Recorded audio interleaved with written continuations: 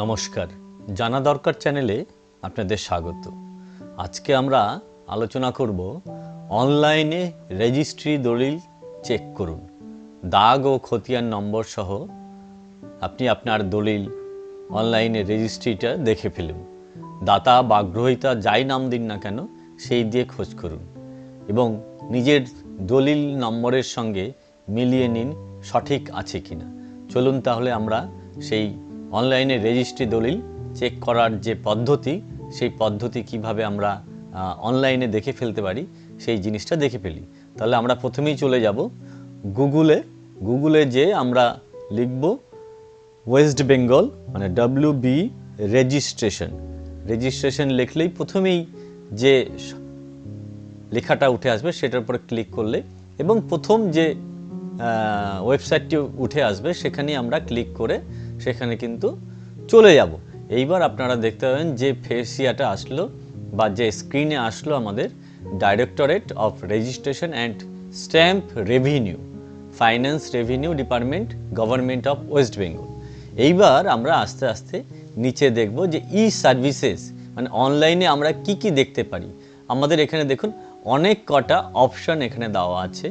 তার মধ্যে registration update, certified copy update, searching update, legacy deed verification, locate registration office, jurisdiction of আরও, এইরকম প্রচুর অপশান কিন্তু অনলাইনের মারফত আমরা কিন্তু দেখে নিতে পারি। অনলাইন ম্যারেজ রেজিস্ট্রেশন, ডিড আছে, সবটাই কিন্তু আমরা দেখে নিতে পারবো। তো আমরা আজকে যেটা আলোচনা করব যে আমরা নিজের নাম দিয়ে কি করে অনলাইনে রেজিস্ট্রি হয়েছে তার দাগ নম্বর খতিয়ান টোটালটাই কিন্তু আমরা দেখে নিতে পারবো। বা অন্য কেউ আপনার জমি রেজিস্ট্রি হয়েছে কিনা ফলসভাবে সেটাও দেখে নিতে পারবেন। বা অন্য কারো যদি রেজিস্ট্রেশন হয়ে থাকে অন্য কোনো সালে, ধরুন 2020, 22, 23 বা তারও আগে 2012, 13 থেকে যাবতীয় সালের নাম দিয়ে আপনি সেই জেলার বা যে রেজিস্ট্রি অফিসে রেজিস্ট্রি হয়েছে সেই রেজিস্ট্রেশন নাম দিয়ে আমরা কিন্তু আমাদের যে যাবতীয় দলিল সেই দলিল কিন্তু চেক করে নিতে পারবো। তো আমরা প্রথমেই চলে যাব তাহলে সার্চিং অফ ডিড। সেই সার্চিং অফ ডিডে আসলে যে স্ক্রিনটা উঠে আসলো সেখানে দেখাচ্ছে যে সার্চ অফ রেজিস্ট্রেশন মেড। আপনি by seller, buyer, party name, search by transacted property details, search by deed number or query number, searching of deed availability status, searching of mortgage information from CRI SAI। তো আমরা প্রথমেই চলে যাব by seller, buyer, party name দিয়ে। তাহলে আমরা সেখানে কিন্তু চলে গেলাম। এবার দেখুন যে স্ক্রিনটা আসলো আমাদের, সেখানে প্রথমেই আছে ফার্স্ট নেম। আপনি আপনার ফার্স্ট নেম যাই দিন না কেন সেই ফার্স্ট নেমটা আমরা দিয়ে দিলাম। যে কোনো একটা নাম, আপনার যে নাম দিয়ে আপনি সার্চ করতে চাইছেন সেই নাম দিয়ে আমরা সার্চ করলাম। সুব্রত নাম দিলাম আমি একটা, বা আপনি রাম, রহিম, যা নাম দেবেন না কেন সেই নাম দিয়ে আপনি সার্চ করতে পারেন। আপনি সার্চ বাই উইদিন নেম দিয়ে দিলেন, লাস্ট নেম আপনি জানেন না বা দিলেন না, সেক্ষেত্রে ইয়ারে আপনি 2020 আপনি ইয়ারের দেখতে চাইছেন এবং কোথায় রেজিস্ট্রি হয়েছে, কোন জেলায় হয়েছে সেই জেলা আপনি সিলেক্ট করে, যে জেলায় আপনার অবস্থান করেন আপনি সেই জেলা আপনি দিলেন। আমি একটা নাম দিলাম জেলা জলপাইগুড়ি। এইবার জলপাইগুড়ির মধ্যে ওই সুব্রত নাম দিয়ে কতগুলো রেজিস্ট্রি 2020-তে হয়েছে, যদি আপনার টাইটেল থাকে জানা সেটাও দিয়ে দেবে।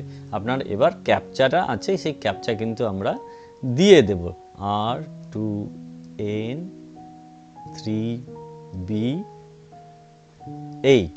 এইবার আমরা ডিসপ্লে অপশানে ক্লিক করলেই আমাদের দেখিয়ে দেবে যে সেই ডেটে 2020 সালে জলপাইগুড়ি জেলায় কতগুলো রেজিস্ট্রি হয়েছে। দেখুন আস্তে আস্তে করে কিন্তু আমরা দেখতে ফেলতে পারছি।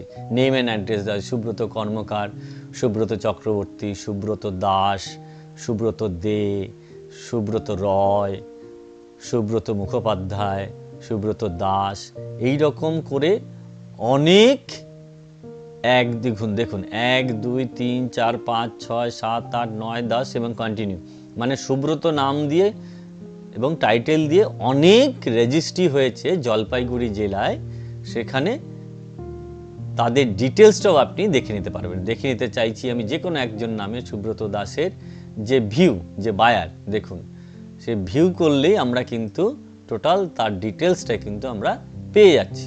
দেখুন এখানে প্রপার্টি লোকেশন আছে, তারপরে প্রপার্টি ল্যান্ড সেল না বায়ার হয়েছে, তার প্লট নাম্বার আছে, খতিয়ান নাম্বার আছে, প্লট নাম্বার RS আছে, এলার থাকবে, খতিয়ান নাম্বার আছে, এরিয়া কতটা হয়েছে, তারপরে এই ডিড নাম্বার আছে, কতটা ভলিউম এবং পেজ আছে, এই সবটাই কিন্তু, এবং কবে কবে হয়েছে, কমপ্লিটেশন, ডেট অফ ডেলিভারি, প্রত্যেকটাই কিন্তু আপনি দেখে নিতে পারছেন। যদি কোনো কারণবশত আপনাদের দলিল হারিয়ে যায়, সেই ক্ষেত্রে আপনি দলিল উদ্ধার করতে গেলে এইভাবে আপনি আপনার নাম দিয়ে, আমি আরেকটা নামও দিয়ে দিতে পারি যে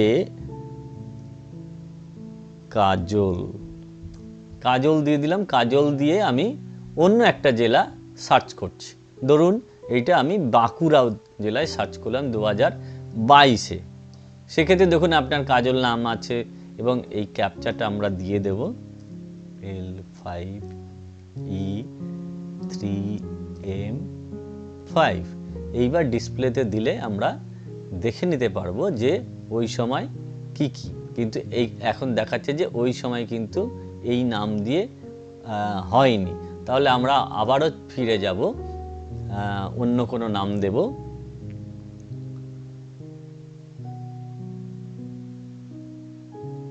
রতন নাম দিলাম, এবার 2019 করে দিলাম সালটাকে, আর ক্যাপচাটা আমরা করে দিলাম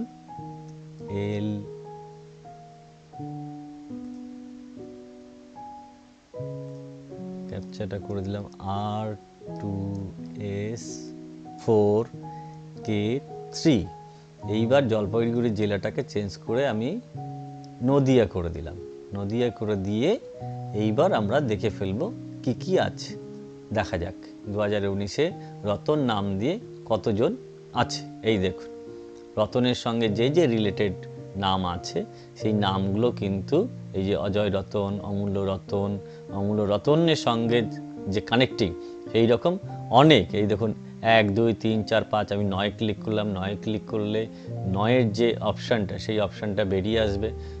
এই রকম করে আপনি আপনার নাম এবং টাইটেল দিয়ে সার্চ করে নিতে পারবেন যে আপনার যদি দলিল হারিয়ে যায় তাহলে টোটালটাই কিন্তু আপনি দেখে নিতে পারছেন।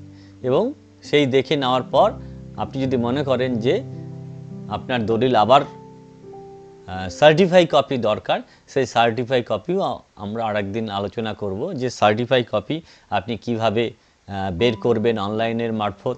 আপনারা জানেন যে কোর্টের কাছে যারা মোহরিল বা যারা অনলাইনে কাজ না করেও ওখানে বসে কাজ করে, তারা কিন্তু একটা সার্টিফাই কপি আপনার দলিলের, সেই দলিলের সার্টিফাই কপি বের করার জন্য 400 500 বা তারও বেশি অনেক সময় নিয়ে ফেলে।